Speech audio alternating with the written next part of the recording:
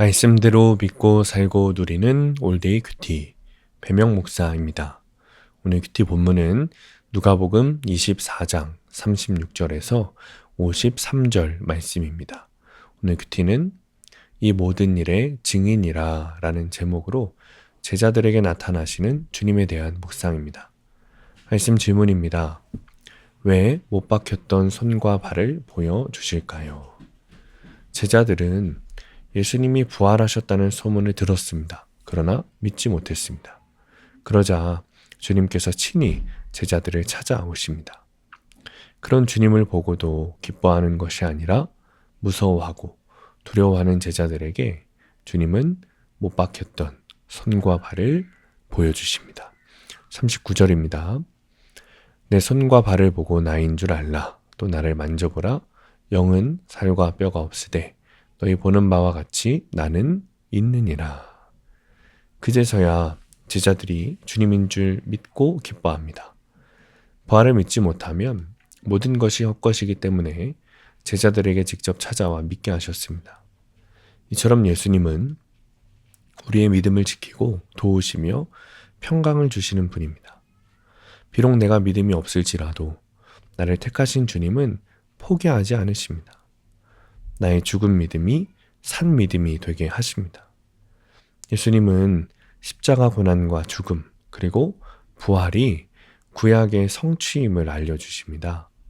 주님은 제자들에게 성경의 내용을 알려주시면서 먼저 그들의 마음을 열어 성경을 깨닫게 하십니다. 말씀을 아무리 들어도 마음으로 받아들일 준비가 되지 않으면 깨달을 수 없기 때문이죠. 그리고 말씀을 깨달은 제자들을 증인이라고 부르십니다. 이처럼 주님을 만난 사람은 구원받은 동시에 증인의 사명을 받게 됩니다. 나를 부르신 그곳에서부터 예수님의 복음을 증거해야 하는 사명이죠. 예수님은 제자들에게 위로부터 능력이 임할 때까지 예루살렘 성에 머물라 라고 말씀하세요. 이에 제자들은 예루살렘으로 돌아가서 날마다 하나님을 예배하며 찬양하기 시작합니다. 49절입니다. 볼지어다 내가 내 아버지께서 약속하신 것을 너희에게 보내리니 너희는 위로부터 능력을 입혀질 때까지 이 성에 머물라 하시니라. 예수님은 우리에게 증인의 사명을 주실 뿐만 아니라 그것을 수행할 능력도 주십니다. 제자들은 주님의 말씀에 순종하며 기다립니다. 주님의 증인이 되기 위해 필요한 것은 다른 사람들보다 뛰어난 실력이 아닙니다. 위로부터 임하는 능력과 순종입니다. 믿으신 예수님은 사명을 감당할 수 있는 힘과 능력, 즉 성령을 나에게 주십니다. 적용 질문입니다. 말씀을 듣지만 사실로 믿지 못하는 것은 무엇입니까? 두 번째, 성령 충만을 받기 위해 내가 머물러 기다려야 할 예루살렘 성은 어디입니까? 오늘의 원포인트입니다. 예루살렘 성에 잘 머물러야 합니다. 우리는 말씀을 듣지만 믿음으로 살아내지 못할 때가 많습니다. 그러나 말씀을 살아내지 못하면 아무 소용 없습니다. 주님이 우리에게 주신 예루살렘 성이 있습니다. 말씀 공동체, 안전한 공동체가 그 예루살렘 성입니다. 그곳에 머물러 주님의 말씀이 들리게 하실 때까지 끝까지 붙어 기다리면 반드시 위로부터 능력을 주시고 말씀으로 삶을 해석하게 하십니다. 오늘도 잘 머무시고 주님을 기다리는 하루 되시기를 축복합니다. 기도하겠습니다. 주님, 믿음이 없어 말씀대로 살지 못하는 저를 용서하여 주옵소서. 말씀을 통해 주님을 기다리고 주님을 사모하게 하옵소서. 여전히 들리지 않는 나이지만 그럼에도 예루살렘 성 같은 공동체를 주셨으니 그곳에 잘 머물러 주님이 오실 때까지 기다리게 하여 주옵소서. 예수님의 이름으로 기도합니다. 아멘. 오늘 큐티 말씀을 적용한 한 성도님의 큐티 묵상 간증입니다. 저는 어린 시절부터 몸이 약해 각종 질병에 시달렸습니다. 그러다 보니 유난히 의심과 걱정이 많았습니다.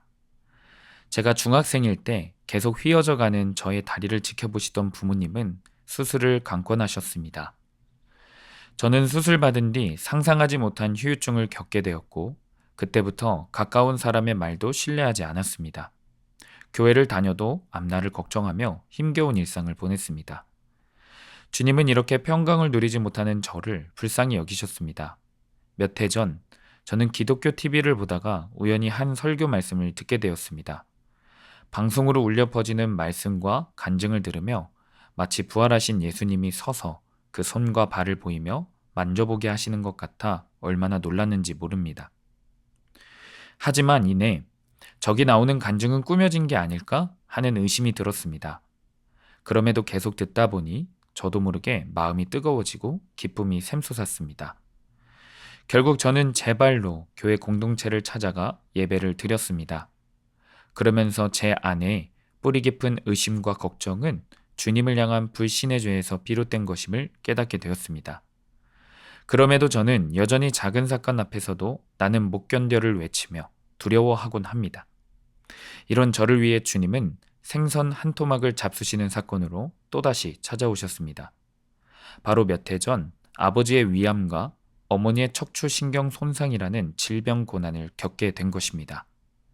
하지만 믿는 자가 받는 고난은 죽음이 아닌 영원한 부활로 가는 과정이라고 외쳐주는 공동체에 있다 보니 전과 다르게 의심과 걱정을 떨치고 모든 치료 과정을 잘 통과할 수 있었습니다. 저를 포기하지 않고 찾아와 주시고 부모님의 건강이 회복되는 과정을 보며 부활의 능력을 몸소 체험하고 증거하도록 인도하신 주께 감사드립니다. 적용하기. 묵상한 말씀이 그대로 이루어질 것을 믿고 그날의 큐티 말씀을 넣어서 기도하겠습니다. 연로하신 부모님도 증인의 삶을 사시도록 매주 함께 가정 예배를 드리겠습니다. 오늘도 말씀대로 믿고 살고 누리는 성도님들 되시기를 축복합니다. 큐티와 신앙생활에 도움을 받기 원하시는 분은 네이버에서 수암감리교회를 검색하시거나 유튜브에서 수암감리교회를 검색하시면 도움받을 수 있습니다. 자세한 문의사항은 지역번호 031-482-8047번으로 문의하시기 바랍니다.